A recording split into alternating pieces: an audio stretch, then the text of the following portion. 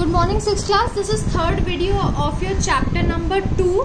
ठीक है, chapter number 2 हम लोग रीड कर रहे थे, 2 पार्ट हम पढ़ चुके हैं। Now this is third part. The spirit of the unity has been matured and influenced by many factors. यानी यूनिटी का जो कॉन्सेप्ट है वो बहुत ही मतलब किसके द्वारा नर्चर और ऐसे कई सारे फैक्टर होते हैं जो इसको इन्फ्लुएंस करते हैं, मतलब जिसको बढ़ने में मदद करते हैं। They are Vedantic vision of seeing the one in many, the Bhagavad Gita's philosophy that there are many paths of the God, and Bhakti cults stress on the love of God and love of man. Sufi sent message the fraternity of different communities and the Islamic concept of brotherhood of man. यानी कई सारी चीजें जो है हमें nurture करती है unity को लेके। जैसे क्या है जो हमारे वेदास में लिखा हुआ है, क्या लिखा हुआ है कि कईयों में मतलब मैनी में एक को देखना, यानी सब में अनेक होने के बाद भी एकता को देखना। भगवत गीता में क्या लिखा हुआ है कि भगवान तक पहुंचने के कई सारे रास्ते होते हैं।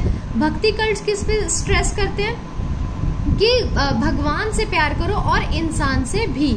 ठीक है, और सूफी सेंट किसका मैसेज देते हैं? अलग अलग कम्युनिटीज होती हैं मगर फिर भी एकता होती है। और इस्लाम क्या बोलता है कि जो भी लोग हैं उन सब में भाईचारा होना चाहिए सभी लोगों में।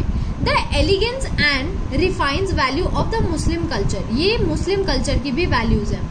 The uprising of 1857 when Hindus, Muslims and other fought soldiers to shoulders against the British. यानी क्या था 1857 में हिंदूज थे, मुस्लिम्स थे और काफी सारी अलग कम्युनिटी थी जिन्होंने कंधे से कंधा मिलाकर क्या किया था, ब्रिटिश के खिलाफ लड़ाई की थी अपने देश को आजाद कराने के लिए। The freedom struggle against the British rule under the leadership of Mahatma Gandhi.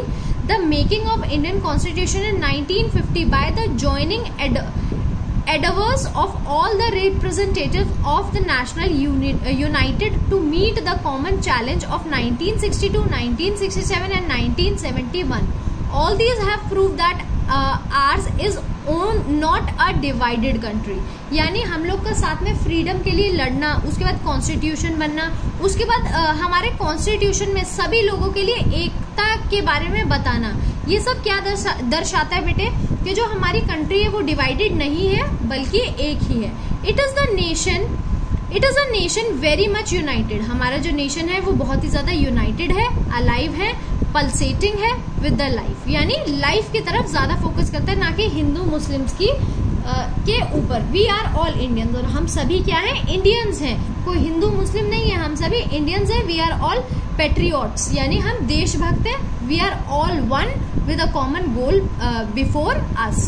We are also one in mind to safeguard respect। ठीक है बेटा, ये वाले क्या कहते हैं, हम लोग को क्या है कि हमें सेफगार्ड करना चाहिए, रिस्पेक्ट, अपने कल्चर को इनकरेज करना चाहिए, रीजन को, रिलीजन को और एक दूसरे के जीने को। ठीक है बेटे, तो हमें इन सब पे फोकस करना चाहिए, ना कि हिंदू मुस्लिम पे या किसी के कलर पे या किसी के रिलीजन पे या किसी की बोली पे।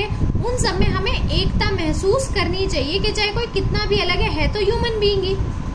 The constitution of India formally forbids discrimination in the administration of the law. जो कॉन्स्टिट्यूशन है इंडिया का वो क्या करता है? डिस्क्रिमिनेशन को हटाता है लॉ के सामने। यानी लॉ के सामने चाहे कोई हिंदू खड़ा हो, मुसलमान खड़ा हो, सबके लिए सेम है। अगर किसी चीज की सजा एक पर्सन के लिए जो है दूसरे पर्सन के लिए भी वही है।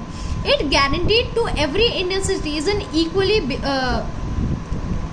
Equally before the law and equal protection of the law. क्या है जो हमारा कॉन्स्टिट्यूशन है वो लॉ के सामने सारे इंडियन सिटीजन को एक समान ही दिखाता है और सबके प्रोटेक्शन के जो राइट है वो एक ही समान है। यानी हिंदू के लिए अलग है, मुसलमान के लिए अलग है, ऐसा कुछ भी नहीं है। The state is debarred from discrimination against any citizen on the ground of religion, race, caste, sex, place or birth or any other than. This guarantee of legal equality is particularly necessary in a country whose citizens are divided into different religious community, belongs to the different races, speaks different language। यानी हमारा जो state है वो भी कोई भी discrimination नहीं करता किसी भी रिलीजन के बेसिस पे, किसकी क्या कहते हैं प्लेस ऑफ बर्थ क्या है, किसी की कास्ट क्या है, सारे सिटीजन्स को चाहे वो किसी भी रिलीजन का, किसी भी कम्युनिटी का हो, एक समान ही ट्रीट किया जाता है। Every citizen has the right to a direct or indirect share in the making of law or formulating of public policies. हर किसी सिटीजन का डायरेक्टली या इनडायरेक्टली कंट्रीब्यूशन होता ही है लॉ बनाने में। Politically equality is ensured through universal adult franchise, which gives every citizen above the prescribed age the right to vote to offer himself for election to public office. यानी हमारे जो ये है, sorry कहाँ गया, पॉलिटिकल इक्वालिटी भी हम लोग को मिली हुई है, ठीक है।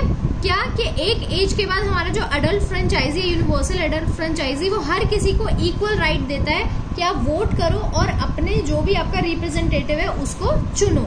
यानी हम भी तो कंट्रीब्यूट कर रहे हैं क्या लॉ बनेगा या हमें किसकी गवर्नमेंट चाहिए।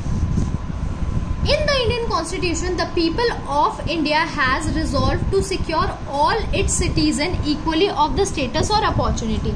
Indian Constitution में क्या है, इंडिया के पीपल को क्या मिला हुआ है, क्या मिला है, सारे सिटीजन को इक्वालिटी का स्टेटस और अपॉर्चुनिटी दी गई है। Shudra and tribal together has been classified into schedule caste and schedule tribes in our constitution.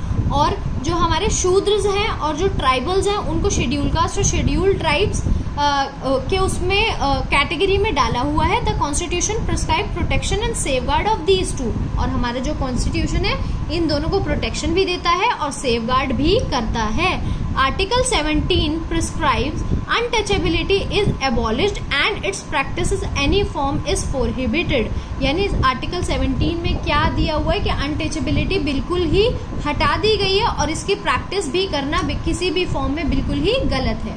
Article 46 related to the promotion of educational and economical interest of schedule caste, schedule tribe and other weaker section. क्या है कि जो हमारा section 46 है उसमें भी क्या बोला गया है कि एजुकेशनल, क्योंकि पहले शेड्यूल कास्ट और शेड्यूल कास्ट को, शेड्यूल कास्ट, शेड्यूल ट्राइब को और बाकी वीकर सेक्शन जो है उनको पढ़ाया लिखाया नहीं जाता था, उनको नीची जाति समझा जाता था, तो उनको स्कूल कॉलेजेस इन सब में जाने की बिल्कुल भी सुविधा नहीं देते थे। तो अब जो है हमारा मेन फोकस है कि ये लोग भी डेवलप हों। बेटा गांधी जी ने ये लिखा हुआ शेड्यूल कास्ट के बारे में, ये आपको कुछ कोड दिया हुआ है, आप ये भी रीड करोगे तो आपका चैप्टर जो है वो यहाँ पर फिनिश होता है। ठीक है बेटा, इसको अच्छे से रीड करना है कि क्या है डिस्क्रिमिनेशन। आपको अगर कोई टर्म समझ में ना आए या कुछ और समझ में ना आए तो आप अपनी वीडियो क्लासेस में पूछ सकते हो।